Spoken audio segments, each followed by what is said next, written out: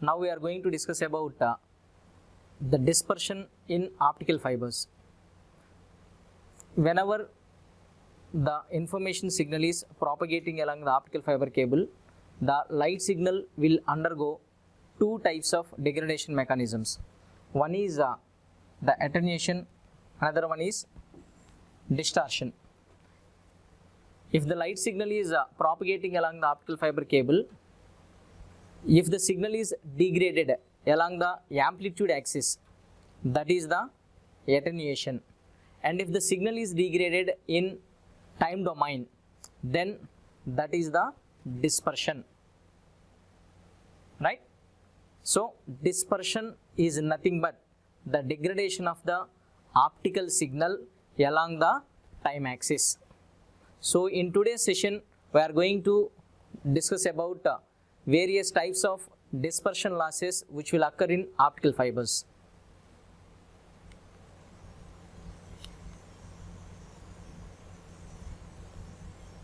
As I already said, attenuation is the loss of energy along the amplitude axis, and dispersion is the degradation along the time axis.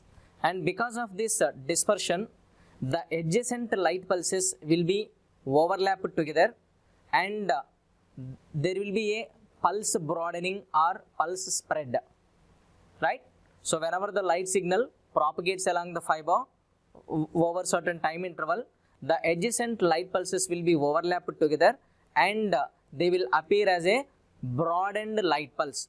This broadening of light pulses is called as the dispersion. And because of this dispersion, the duration and also the shape of the optical pulse will be changed, and this dispersion will affect the bit errors at the receiver section. Because of this pulse broadening, the bit error rate will be affected at the receiver section. So the information capacity of any optical fiber cable, that will be affected by the amount of the pulse broadening or dispersion. Now we will see pulse broadening and information capacity determination. Pulse broadening and information capacity determination. So let us consider an optical fiber cable. Just assume this is the optical fiber cable, and in this optical fiber cable, two light pulses are propagating. This is the first light pulse and this is the second light pulse. And at the time interval t1, just assume this is at the time interval t1. At this time interval t1, the two light pulses can be separately distinguished, right? So just by seeing this one, we can say this particular portion of this light signal is belonging to light pulse 1, and this particular portion of light pulse is belonging to light pulse 2. So we can able to separately distinguish both the light pulses. Now these two light pulses are propagating along the fiber. These two light pulses are propagating along the fiber with different group velocities. If the two light pulses are propagating with the two different group velocities, after traveling for certain time, these two light pulses will be overlapped together, right? So suppose if you observe the two light pulses at the time interval t2, you can see the overlapped portion of the two light pulses. We can see the overlapped portion of the two light pulses. But even though the two light pulses are overlapped at time interval t2, we can able to distinguish the two light pulses, because the two light pulses have traveled for less amount of time and for lesser distances, so the amount of overlapping is less. So we can able to distinguish light pulse 1 and light pulse 2. And assume these two light pulses are further traveled along the same optical fiber cable, right? If they travel for another distances, for longer distances, then the two light pulses will be completely overlapped together, right? And if you consider at the time interval t4, the two light pulses are completely overlapped together and we can't able to distinguish light pulse 1 and light pulse 2. So they are completely merged together, and these two light pulses are appearing as a single broadened light pulse.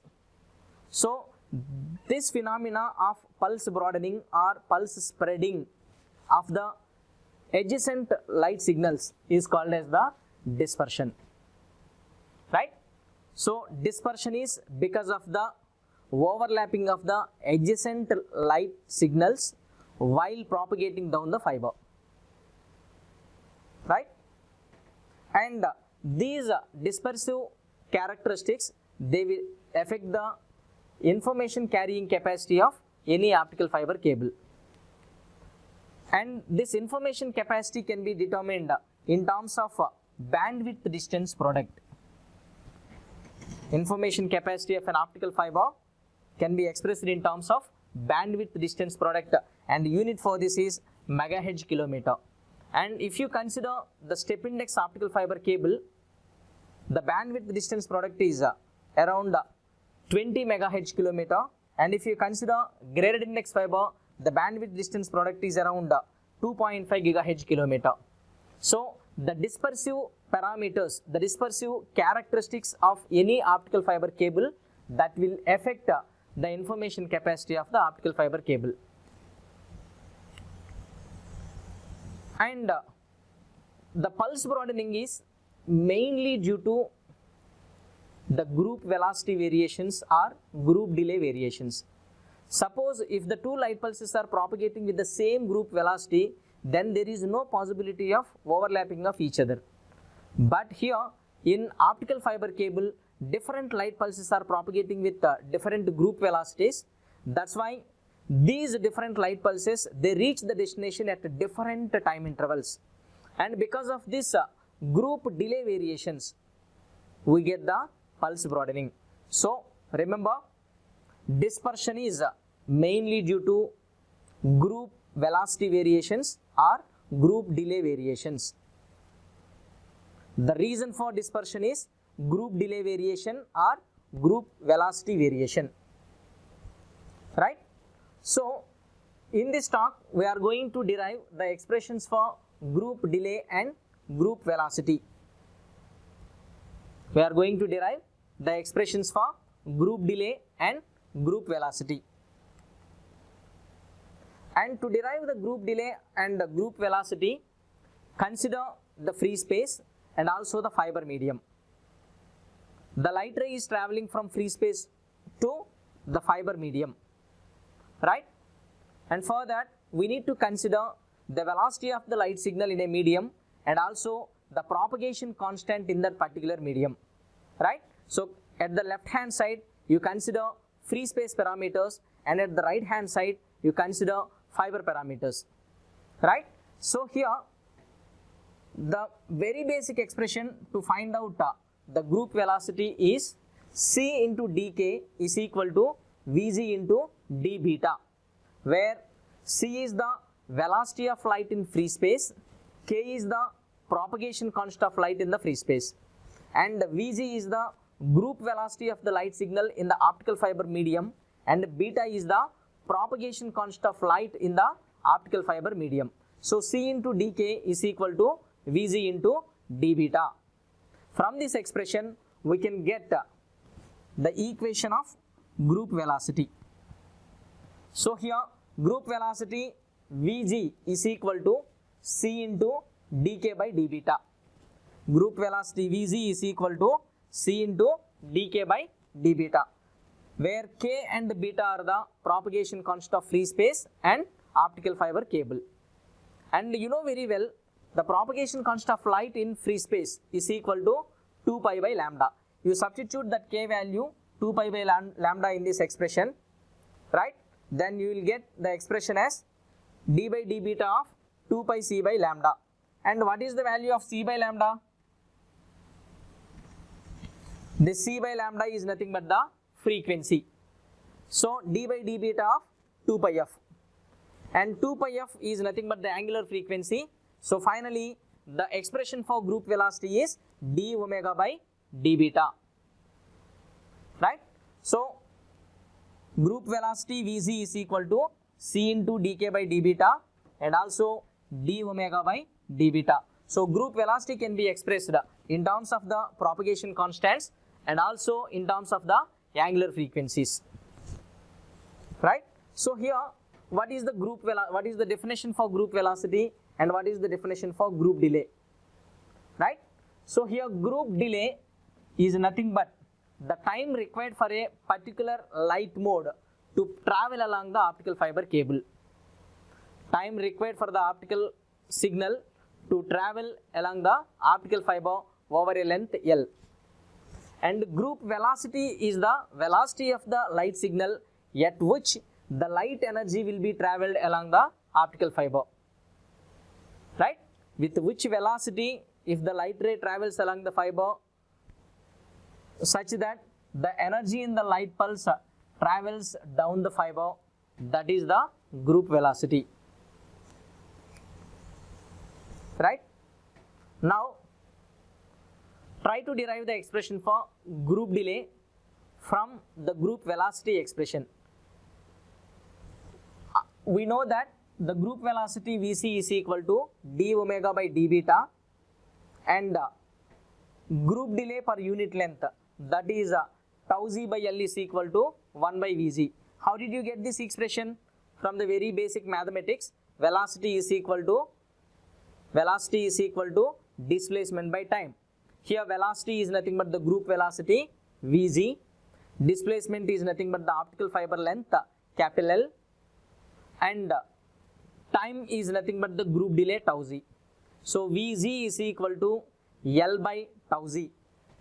Vg, group velocity, Vz is equal to length of the optical fiber L divided by group delay tau z. So from this expression you can find the value of tau z. This tau z by L is equal to 1 by Vz, right? And this is equal to d beta by d omega. So tau z by L is equal to 1 by c into d beta by dk, right? Tau z by L is equal to 1 by c into d beta by dk. So this is the group delay per unit length. Suppose if you consider the total group delay tau z is equal to L by c into d beta by dk. So this is the very basic expression to find out the group delay, right? So it is the time taken for the light signal to propagate along the optical fiber of length L, right? And now you know this k is the propagation constant of light in the free space, which is equal to 2 pi by lambda. By substituting this 2 pi by lambda, and if you simplify that one, you will get the group delay expression as tau z by L is equal to minus lambda square by 2 pi c d beta by d lambda. This is the group delay per unit length, and overall group delay tau z is equal to L by c d beta by dk, and that is equal to minus lambda square by 2 pi c d beta by d lambda, right? This is very important expression from which we are going to derive the equations for pulse spreading due to material dispersion as well as waveguide dispersion, which we are going to discuss in the next sessions. So all of you remember this one, tau z, group delay tau z is equal to L by c d beta by dk, which is equal to minus lambda square L by 2 pi c d beta by d lambda.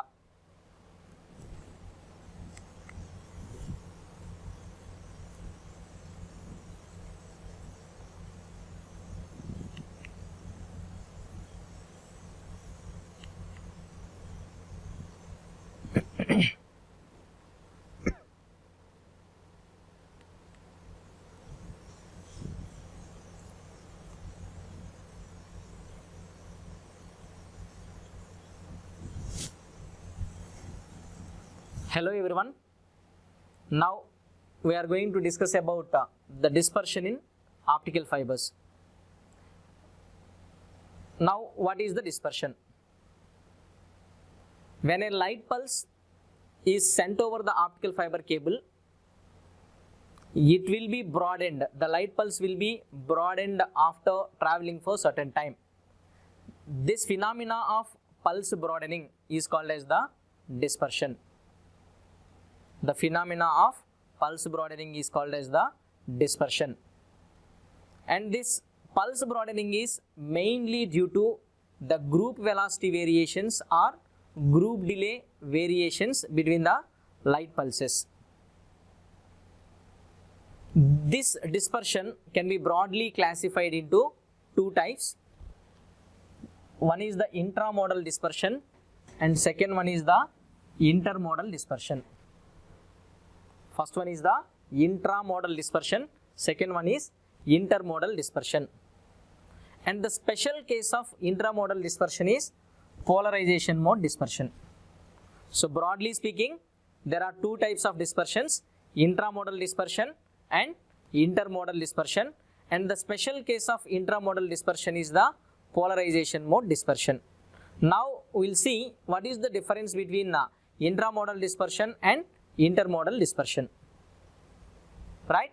So just assume an optical fiber cable, and in that optical fiber cable, assume only one light mode is propagating. What is the mode here? Mode is nothing but field orientation, right? Light can be considered as electromagnetic wave, and that is by Heisen's principle. And whenever we consider light signal as an electromagnetic wave, it consists of both electric field components as well as magnetic field components. How these electric field components and magnetic field components are oriented in the field, that is nothing but the mode of a light signal, right? So just assume only one light mode is propagating in the optical fiber cable, and that particular mode consists of so many spectral components, right? For example, just consider this is a single light mode, and here in this light mode, the field lines may be oriented like this, or consider another mode, the field lines may be oriented in this manner, or consider another light pulse in which the field lines are oriented in this way, right? So depending on the orientation of the field lines, there are several modes. And in the optical fiber cable, just assume if only one light mode is propagating, and within that single mode there are so many spectral components, and these spectral components are propagating with different group velocities. If the field lines are propagating with different group velocities, then it leads to pulse broadening, which is called as the intramodal dispersion. So intra in the sense within, modal is specifying a single mode. So intramodal means within a single mode. Within a single mode, if there is the dispersion, that is called as the intramodal dispersion. So this intramodal dispersion is mainly due to the group delay variations of the different spectral components of a single mode. This intramodal dispersion is due to the group delay variations of a various spectral components in a single mode, right? And then come to intermodal dispersion. Inter means in between, modal is specifying modes. So intermodal means in between the light modes. So let us consider within the optical fiber cable, if multiple number of light modes are propagating, and if these modes are propagating with different group velocities, and these different light modes, they reach the destination at different time intervals, and because there is the group velocity variation, there is a possibility that the adjacent light pulses may be overlapped with each other. Because of that, there is the pulse broadening, which is called as the intermodal dispersion. So the dispersion between multiple number of modes which are propagating with different group velocities and different group delays, that is called as the intermodal dispersion, right? So intramodal dispersion is the dispersion within a single mode. Intermodal dispersion is the dispersion between the multiple light modes. So whether it is the intramodal dispersion or intermodal dispersion, that lead to the pulse broadening or pulse spreading. And whatever the type of the dispersion it is, the basic reason is the group delay variations. So suppose if you want to calculate the amount of dispersion due to either intramodal dispersion or intermodal dispersion, first of all we need to calculate the group delay variations. If you can able to calculate group delay variations by multiplying it with spectral width of the source, we can get the amount of the pulse broadening. Now we'll have a glance on different types of dispersions. Now let me explain about intramodal dispersion. Let me explain about intramodal dispersion.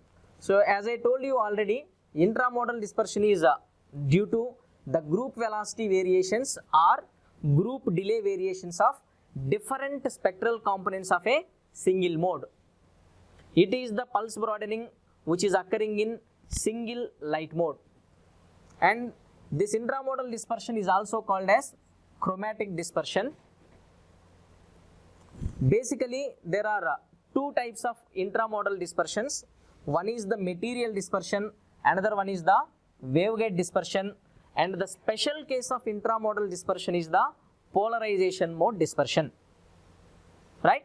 And by the name itself we can understand what is the difference between material dispersion and waveguide dispersion. Now just see material dispersion. Dispersion means pulse broadening. So the dispersion, because of the variations in the material composition, that is called as material dispersion. And waveguide dispersion. So dispersion because of the physical structure of the waveguide, that is the waveguide dispersion. So the dispersion due to the variations in the material composition, that is the material dispersion, and the dispersion due to the physical structure variations, that is called as the waveguide dispersion. So here material composition, that if the material composition varies, then refractive index of the fiber will be varied, right? So here in material dispersion, the amount of pulse broadening, that is depending on the refractive index, and that refractive index is a function of wavelength. So in material dispersion, the refractive index depends on the operating wavelength, whereas in case of waveguide dispersion, the refractive index of the material is independent of the optical wavelength, right? So this is the basic difference between material dispersion and waveguide dispersion. So here what are the key points here? Intramodal dispersions are basically two types. They are material dispersion, waveguide dispersion, and the special case of intramodal dispersion is polarization mode dispersion.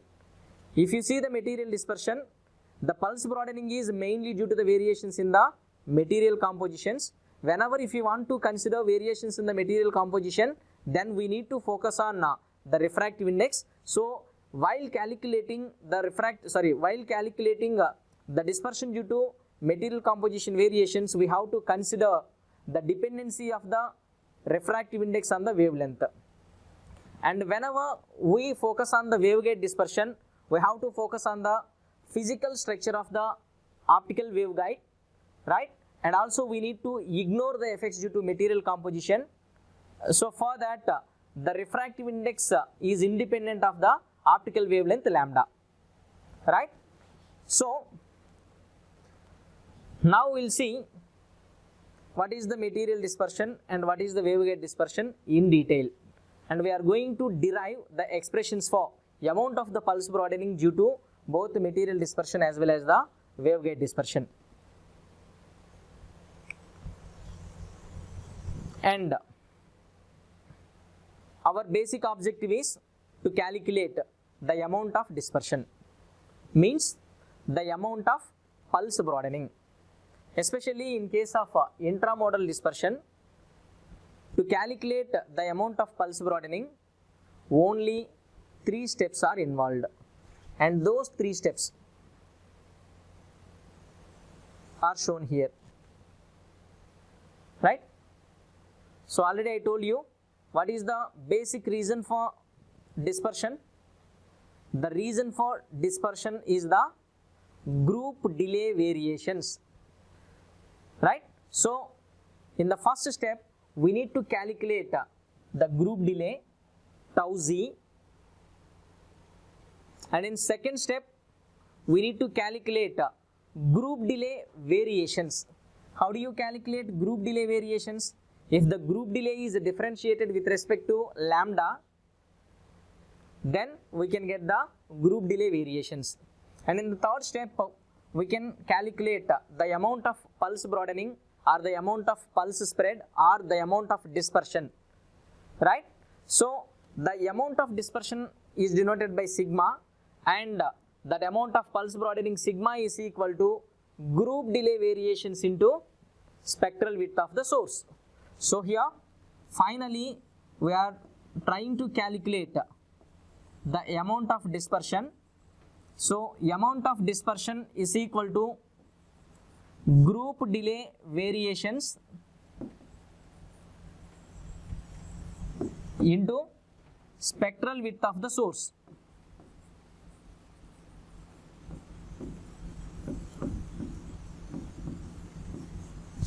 The amount of dispersion is equal to group delay variations into spectral width of the source. So dispersion is denoted by sigma, group delay variations, that is nothing but differentiation of tau z with respect to lambda into spectral width of the source, that is sigma lambda. So these are the 3 steps involved to calculate the amount of pulse broadening, right? So whether it is the material dispersion or if it is the waveguide dispersion, these 3 steps are the same.